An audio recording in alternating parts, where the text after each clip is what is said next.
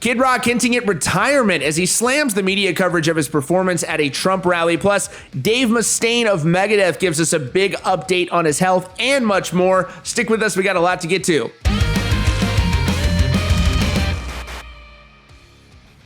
Good evening and welcome to Rockfeed. Thanks so much for joining us. As always, if you're new here, please consider subscribing with notifications on so you don't miss out on breaking news and updates about your favorite bands. Kid Rock is now hinting at retirement. This is a big development. But before we get to that, I want to talk about some very good news involving Dave Mustaine of Megadeth. We know that he has been courageously battling cancer over the last year or so. This is something that has been weighing heavily on me and I'm sure many other Megadeth fans for quite some time. And now we have a very positive update from Dave Mustaine. Now, I know this personally, this cannot be understated that the advancements that they've made in cancer treatment over the last 15 or 20 years in many different forms of cancer is so encouraging. The experts out there in the field, if you're a medical professional and you're involved in treatment of any patients of cancer in any way, you're an absolute hero. You are a lifesaver, and you're just a really, really special person. And I'm sure that Dave Mustaine would feel that way as well, because he is giving an update today on that cancer treatment. And here's what he had to say. So Dave Mustaine participated in a discussion to promote his new book titled Rust in Peace, The Inside Story of the Megadeth Masterpiece. Came out just a few days ago on September 8th. And during that Q&A session, he gave an update on his health in which he said, "I have a good bill of health," talking 16 months after the diagnosis. And you know me, when I do things, I have to do it all the way. So in the process of doing all of the testing, they found a bunch of other little things where it showed up on my skin. So they took care of all of that. And I'm in the studio working. I'm a little bit tired, a little bit fatigued from all the chemo and 52 doses of radiation, which is a lot.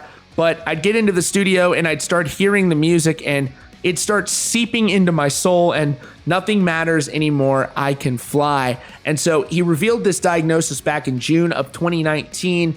And he said he was cancer-free back in October, and now he has been given a clean bill of health, which is absolutely wonderful. So congratulations to Dave Mustaine. We are all rooting for you as you go forward. And now let's talk about Nickelback. It's no secret that Nickelback, they were very close friends with members of Pantera. The Abbott brothers were very fond of the members of Nickelback. And now Nickelback bassist Mike Kroger is speaking on some of those experiences that he has had with the members of Pantera and what it was like partying with them. Case in point, he basically says that he couldn't keep up with these guys because they were absolute monsters when it came to hitting the bottle. He was talking about this new interview called Talkin' Rock with Meltdown, and I've linked to that in the description. He says they were closest with Chad. Chad was willing to run with them and tried to keep up the alcohol consumption pace, which if they are partying with those guys, you know what that means. And he says, I only had the misfortune of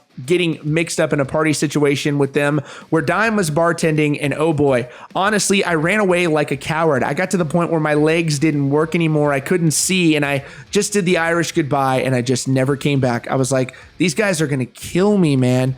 They had both brothers, Dime especially, had this magnificent tolerance. They could just drink the stuff like water, and they just kept getting funnier and funnier. Or maybe I got more and more drunk. Then you would start to notice that your motor skills are going, and that's when they really pull it on you and really get you over the finish line, so to speak. I remember reaching that threshold where I was like, this is going to be bad. My wife was actually on my bus with the kids and everything, and I would not want to see a video of me coming on that bus and kind of stumbling and crashing into stuff on the way to bed, crawling into bed. And when asked what ended up happening to Chad in that scenario, he says, I'm not going to tell Chad's story, but let's just say he reached the target zone that Dimebag and Vinny were looking for.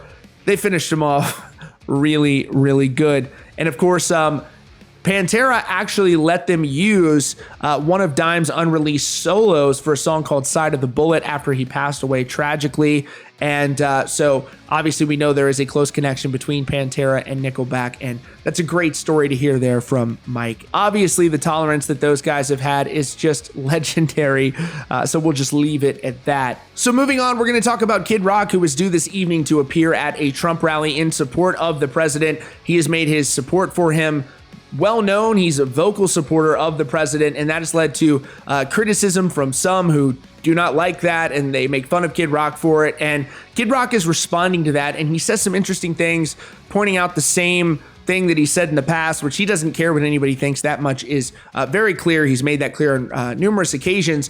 But he also said something about the future of his career, which was downright fascinating and very interesting. Kid Rock is known for touring relentlessly over the years, racking up shows in virtually every town in America. And so he is hinting at the fact that he may not be touring anymore, which is very interesting. He's also hinting at releasing new music. And in the past, he's also hinted at running for office. What does this all mean? I don't have a clue, but he is saying that he's looking at doing maybe one last tour. And so this is what he said in his post on Instagram leading up to this appearance tonight, which of course we'll probably talk about on the show tomorrow. He wrote, "In case anyone is not clear how much I support our president, myself and Don Jr. have a rally tonight in Macomb County, Michigan for his re-election. I've been dealing with neck issues for years from performing like I do for the past 30 years and spent the morning at the doctor's office getting 2 steroid shots, one in my ass and the other in my neck, etc., etc. Would make sense to cancel my appearance, but no way. I will be there and I will give it everything I have this evening. That's how important getting POTUS reelected is to me, and I could care less about the continuous attacks from the left-wing media that have been going on for over 4 years now. It's the reason I have turned down countless interviews and TV appearances, as I refuse to be their clickbait. I'm currently filming a career documentary and will address everything in it on my own terms, and it will be released next year with new music and schedule one last monster tour 2021 that will kick my critics in their ass and give all the love I have to the fans. Are you scared? Ain't nobody gonna tell me how to live. New song, which he's teasing. P.S. I said years ago that timeouts and last place trophies would come back to haunt us. Kid Rock, his entire career, I mean, if there's one consistent aspect of this guy's career, it's the fact that he has never cared what anybody thought about him. And honestly, it's a trait that I really admire, to be able to just not give a shit about what people think of you, for better or for worse. I think we could all use a little dose of that. Maybe not as much as Kid Rock has, but, find that sweet spot there with maybe a little Neuralink from Elon Musk when that comes out, version 1. So, all right, folks. Kid Rock, he's going to be at the rally tonight, and, is he performing? Is he making a speech? I don't know, but I'm sure it's going to be pretty entertaining to see what he has to say.